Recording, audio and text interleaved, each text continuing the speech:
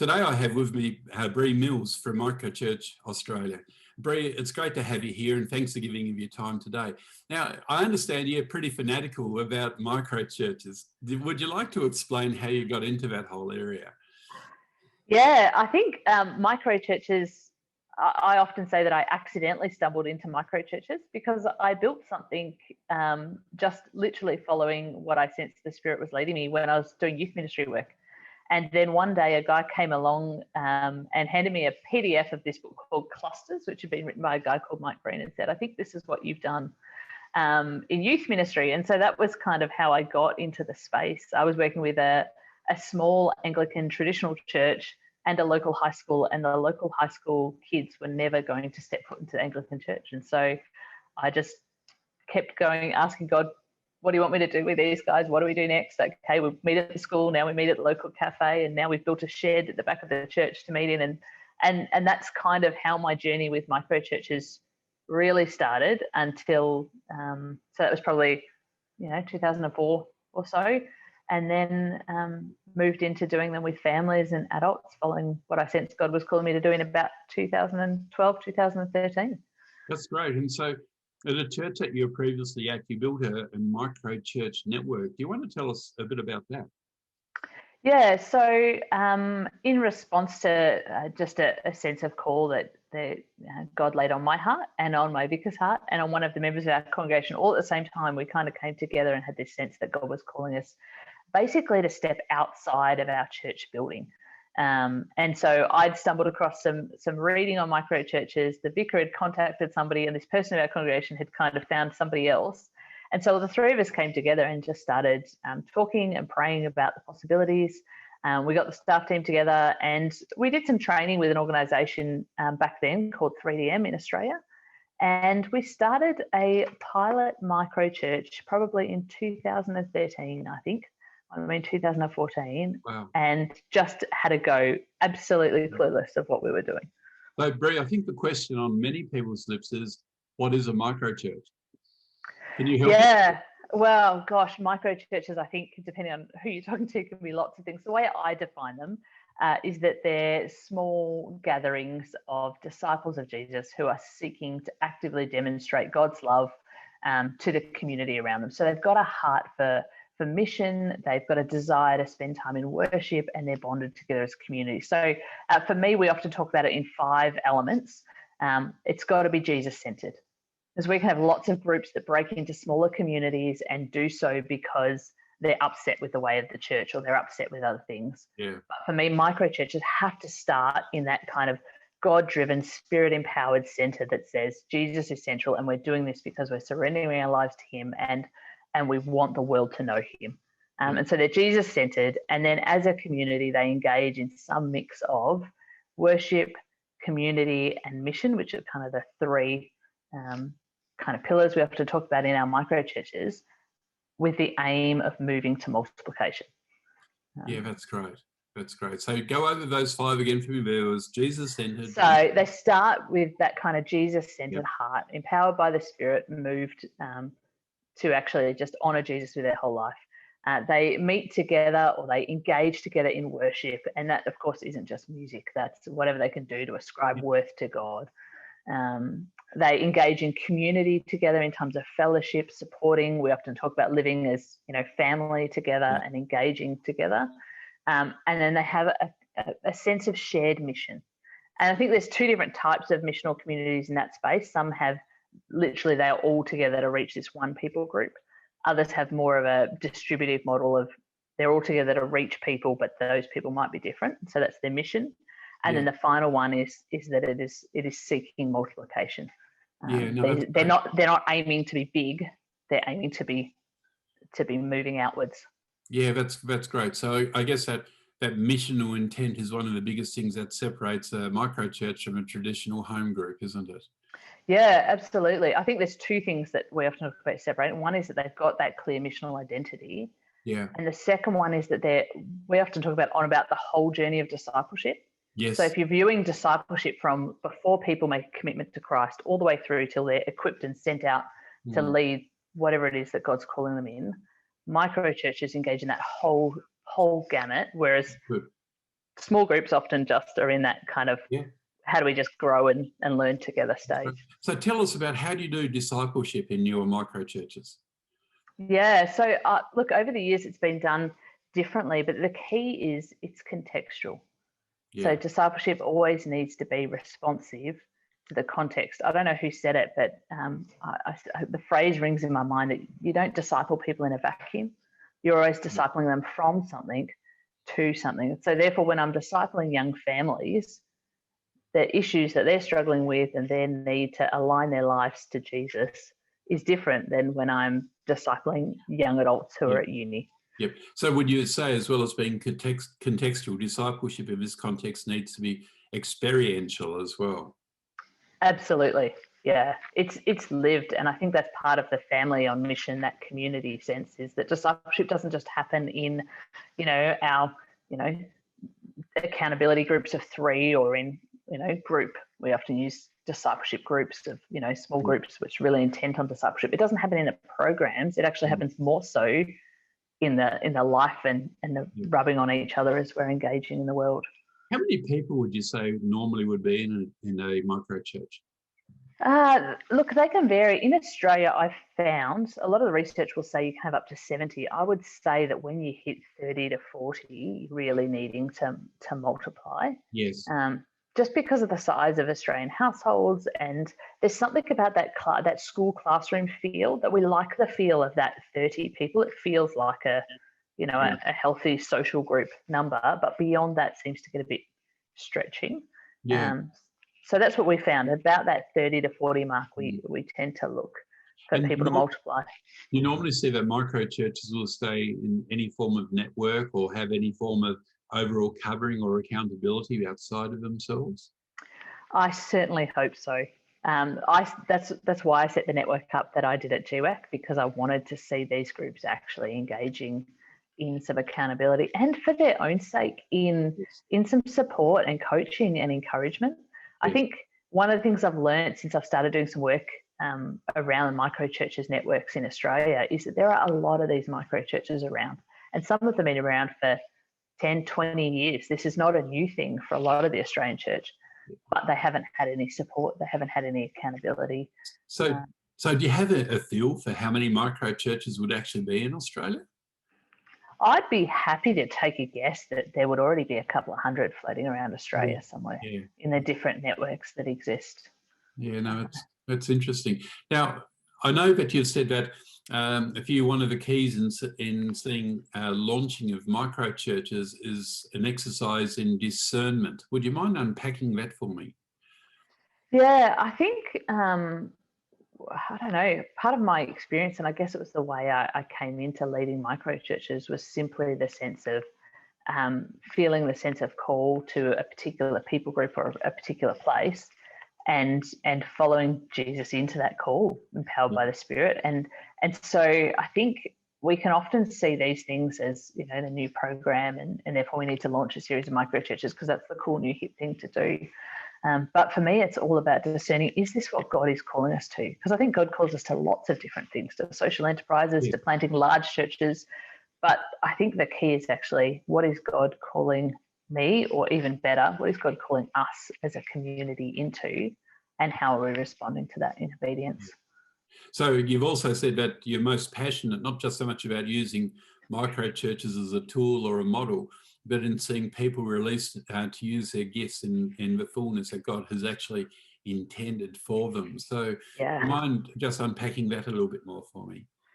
Yeah, I feel like it stirred for me when I did church history at Theological College, because they talked about how we've been released into the priesthood of all believers. And I remember sitting there going, but I'm not sure we have. Yeah. Like I sit in a church and I feel like the way we did church for a long time meant that a whole lot of people didn't get to play. There wasn't a role. You can welcome at the door, you could organise the parking. But I believe that God has actually gifted each and every person with all sorts of incredible gifts. And if we could just free them to be able to use them, to be able to identify them, and then to be able to partner with God's mission in those things, that we would see incredible revival in the church without even having to start new things or do anything, but just to release the potential that's already there. Yes. I'm totally on board with that. It's the Ephesians 2:10 statement. Everyone has it, but we're God's workmanship. Yeah, And that's right. especially equipped for work that he's prepared in advance for us to do. And because of that, he's given us gifts to actually do that, which Yeah. that's something I'm pretty passionate about, actually. Yeah. Yeah. So with the whole thing of micro churches, did you have any point of revelation or vision at any point in time which really stirred you into this? Yeah, look, there was one. I'd been playing around with micro churches in youth ministry, and had finished up at a church. I'd actually been pretty burnt out and taken almost 9 months off. And I got to this point where there was two churches that were both offering me positions in youth ministry. And I went along to this prayer night with a whole heap of other people. And I was literally asking, and I remember the question, even though I was asking God, which youth ministry job do you want me to take? The question I said was, God, what do you want me to do with my life?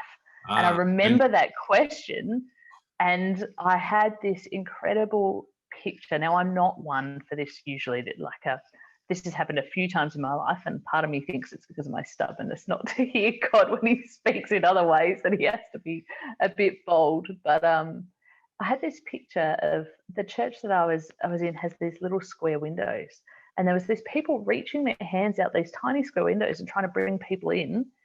And I was standing behind them going, what are we doing? This is ridiculous. The people won't even fit through those windows. And then it cut to a second vision of standing on the corner of where this church was built and walking down the main road in a big clump of people. And people were walking and going and knocking on people's doors, and they were coming out and joining us. And it was a party. It was a party down the street of joy and hope and community. And this happened before I'd really understood what we'd done with micro churches as much. And that was the picture. And I remember getting to the end of it and going, I don't really know what that means for these two youth ministry jobs, but it was a picture of one of the churches. So I went and worked at that church. Yeah. And I actually worked at that church. I emailed my vicar the vision that I'd seen, and I said, I don't know what to make of this. I sent it to him. I worked for him for 18 months after that, until God called me out of youth ministry and reminded me and my vicar of that vision that he'd given me 18 months beforehand. Yeah, wow. And I had no context of it at the time. I'd always thought myself as the lifelong youth pastor, because that's where mission generally happened in the church. So, it was one of those things where I almost had to laugh that God had told me 18 months earlier what he wanted me to do, and it had taken me that long to work out what he was calling me into. So it was it was one of those moments where the penny really dropped and I got a real sense of call.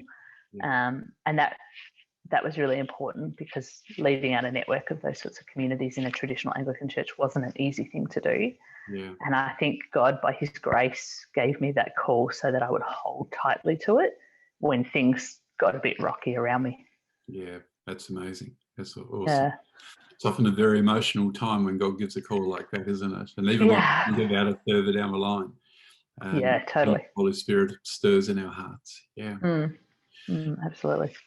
Bree, would you mind just telling us a little bit about Microchurch Australia that you've been involved in forming? Yeah, so we're just a very small organisation at this stage, but we've got a real heart to support and encourage microchurch leaders.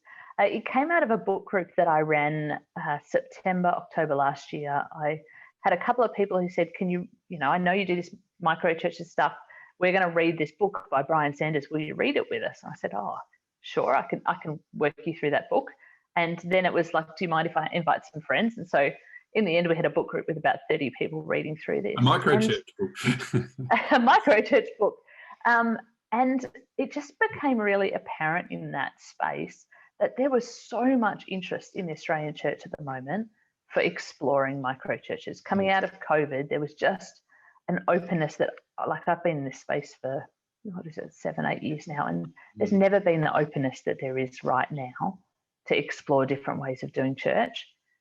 And through that kind of network, I picked up a whole lot of people who were running microchurches with very little support or encouragement for anyone else that they knew was doing it. And so there was a couple of emails that I'd get that would be like, oh, I'm so glad I found you. There's someone else to talk to about this. And it just felt like I didn't want to start a network. I've been involved in lots of those sorts of missional networks before, but it got to the point where I felt like I feel like I would be led, like I just need to support these people. There is something on my heart that God is saying we have to get something in place so that these people can learn from one another, and particularly to learn for the Australian context. Like micro churches have been trialled in the US and in the UK, and there's great learning, but Australia is so different. Yes, it and is. We actually need to cultivate an environment for learning and collaboration that is uniquely Australian for how this would work for the Australian church and what God is calling the Australian church into at the moment. Yeah, no, that's great. That's fantastic. So just in finishing off, I'm aware of the fact that you're doing some study at the moment. You're actually doing your PhD, and micro churches are part of the focus of that. Would you mind just telling us what the main theme of the PhD and why you feel stirred to actually study this? Yeah, my doctoral supervisor would love it if I could tell you what the main theme was in a nice succinct sentence, but I'm not there yet. My heart is really to work out how do we form leaders for this sort of church. So micro church leaders, they don't need to be clergy, they can be lay leaders, they can be people who are have part-time jobs doing or full-time jobs doing other things.